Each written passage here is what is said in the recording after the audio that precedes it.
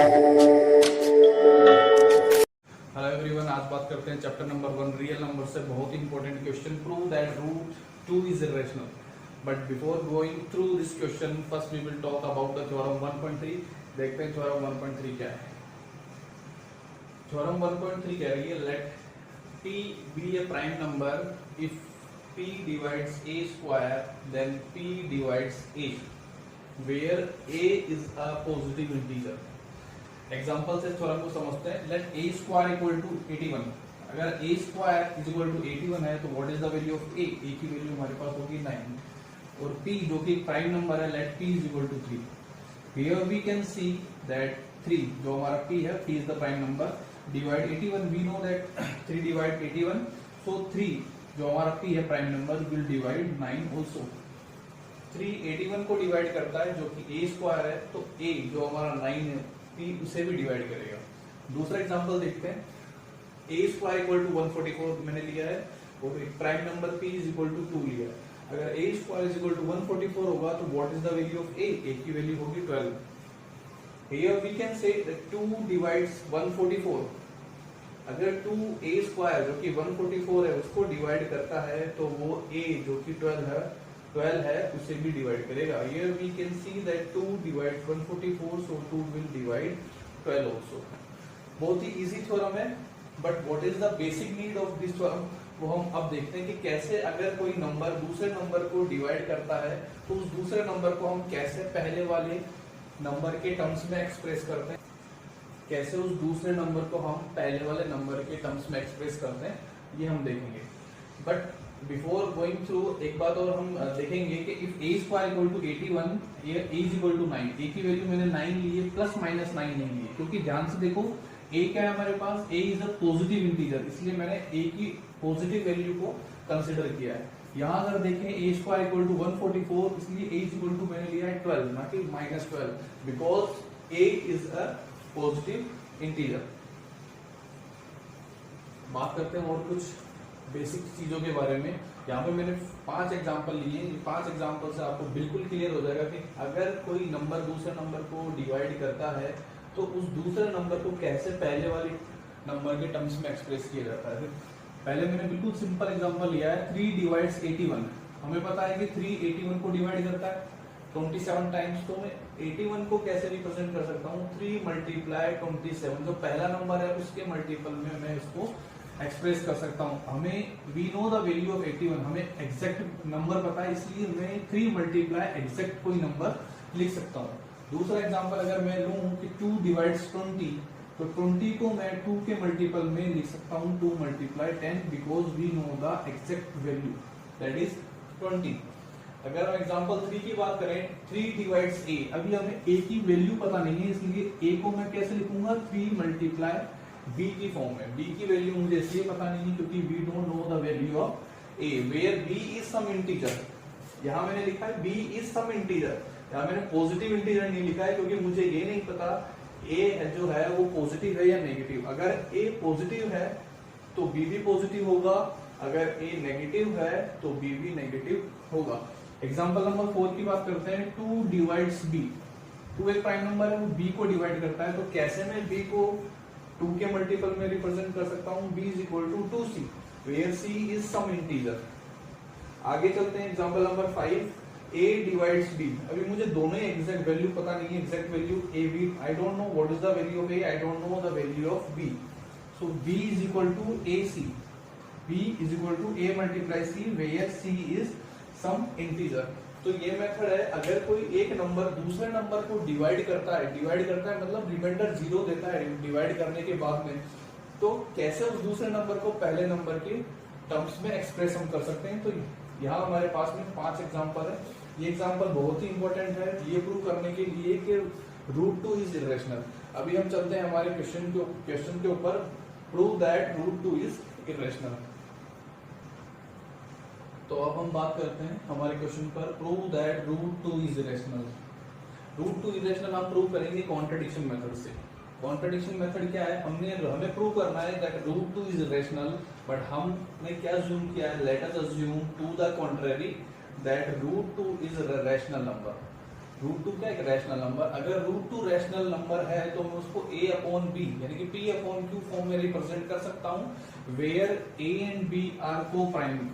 को prime numbers में आपको याद दिला दूं, को प्राइम नंबर्स वो होते हैं जिनका एचसीएफ 1 होता है, जिनमें कोई भी कॉमन फैक्टर नहीं होता है। अब आप पूछोगे सर क्या a एंड b आर को प्राइम लिखना जरूरी है? तो बिल्कुल जरूरी है। आप कोई भी रैशनल नंबर अगर आप लो, अगर हम उसको सिंपलेस्ट फॉर्म में लिखें, अगर वो रैशनल नंबर सिंपलेस्ट फॉर्म में है तो उसके p और q या कह सकते हैं न्यूमरेटर और डिनोमिनेटर दोनों ही को प्राइम नंबर होंगे। फॉर एग्जाम्पल में अगर आप बोलो सर क्या -8 अपॉन 16 रैशनल नंबर नहीं है? क्या -5 अपॉन 10 रैशनल नंबर नहीं है? क्या -4 अपॉन 8 रैशनल नंबर नहीं है? ये सभी रैशनल नंबर है, but that are not in the basic form. ये जो है सिंपलेस्ट फॉर्म में नहीं है। अगर इनकी बात करूं तो सभी जो सिंपलेस्ट फॉर्म में अगर मैं इनको रिप्रेजेंट करूं तो सभी -1/2, -1/2 और -1/2 को ही रिप्रेजेंट कर रहे हैं। तो ये इनकी असली पहचान नहीं है। -8 अपॉन 16, -5 अपॉन 10, -4 अपॉन 8 की असली पहचान क्या है? इनकी असली पहचान है कि वो -1/2 है। और हम यहाँ देख सकते हैं कि यहाँ न्यूमरेटर और डिनोमिनेटर दोनों ही कैसे हैं? को प्राइम नंबर है, दोनों का एचसीएफ क्या होगा 1। तो हमने अज्यूम किया let root 2 is equal to a upon b where a and b are coprime numbers.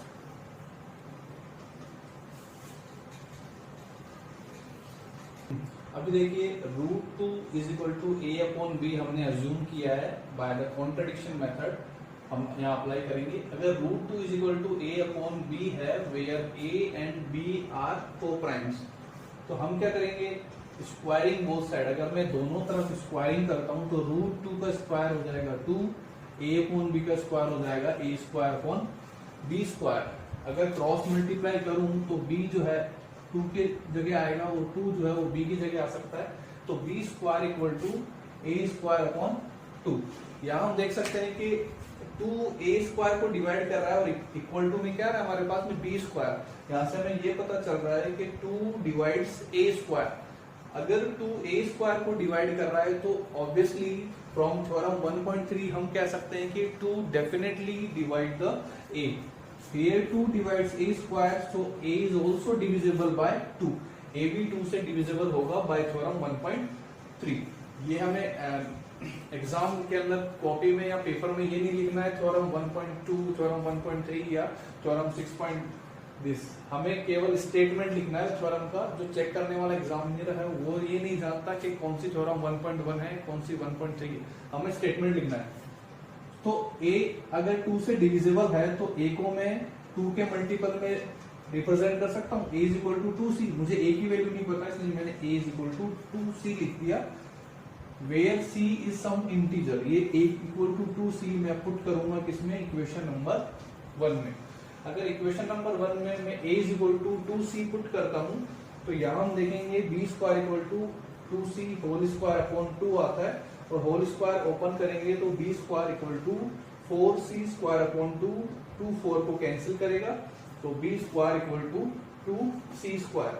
Again 2 जो है क्रॉस मल्टीप्लाई अगर हम करेंगे तो 2 b स्क्वायर के नीचे जाएगा तो हमें मिलेगा c square equal to b square upon 2। दोबारा हम यहाँ देखते हैं कि 2 b स्क्वायर को डिवाइड कर रहा है, इक्वल टू में c स्क्वायर आंसर दे रहा है हमें, तो 2 जो है b को भी डिवाइड करेगा फ्रॉम थ्योरम 1.3। तो क्या मैं लिख सकता हूँ b is equal to 2d, क्योंकि b जो है 2 से डिविजिबल है। यहाँ मैंने लिखा है again here 2 divides b square, so b is also divisible by 2, इसलिए मैंने लिख दिया b is equal to 2d और इसको इक्वेशन नंबर 3 दे दिया मैंने, और यहाँ लिखा है where d is some integer. अभी ध्यान से हम देखें तो equation number 2 and equation number 3 को हम ध्यान से देखें तो a और b का जो कॉमन फैक्टर है वो 2 आ रहा है। a और b अभी कोप्राइम नहीं है, बट स्टार्टिंग जब हमने की क्वेश्चन को तो हमने लिखा where a and b are coprimes. So this contradiction is arisen because of a wrong assumption that root 2 is a rational number। तो finally हम क्या स्टेटमेंट लिखेंगे?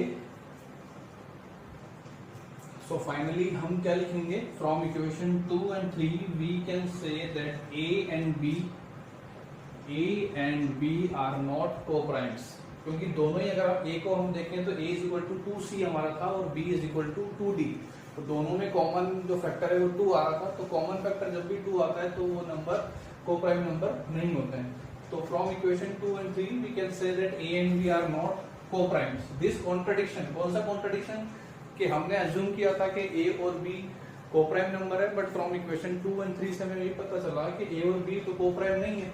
तो this contradiction arising due to our wrong assumption that √2 is rational. ये इसलिए contradiction आया है क्योंकि हमने अज्यूम कर लिया कि √2 is rational, so we conclude that √2 is irrational. ये जो मेथड है ये कॉन्ट्रडिक्शन मेथड कहलाता है और बहुत ही इंपॉर्टेंट क्वेश्चन ये है चैप्टर नंबर 1 से 4 मार्क्स या 3 मार्क्स का ये क्वेश्चन आता है। इस साल भी 2019-20 का जो पेपर हुआ उसमें भी ये क्वेश्चन आया है। √2 की जगह √3 भी आ सकता है, √5 भी आ सकता है, तो सेम यही एल्गोरिथम आपकी रहेगी सॉल्व करने की। बट किसी भी क्वेश्चन की स्टेप्स को लर्न करने से पहले या प्रैक्टिस करने से पहले, लर्न इसलिए कह रहा हूँ क्योंकि ये एक ऐसा क्वेश्चन है जिसकी स्टेप्स को आपको प्रैक्टिस करनी पड़ेगी बार बार, कम से कम 5-6 बार आपको ये क्वेश्चन इसके स्टेप्स रिपीट करने होंगे, तब जाके ये प्रॉपर स्टेप्स आप एग्जाम में लिख पाते हो। तो अगर √3 आता है या √5 आता है तो जहां जहां हमने 2 का यूज किया है वहां सभी जगह हम 3 लिख देंगे। अगर √3 आता है, √5 आता है तो जहां जहां 2 लिखा हुआ है वहां हम 5 लिख देंगे। और एक कॉमन स्टेटमेंट है जो हर क्वेश्चन के एंड में हमें लिखना है। 3 मार्क्स का ये क्वेश्चन है, सेक्शन सी से ये बिलोंग करता है question. It is a very important question of chapter number 1 real numbers.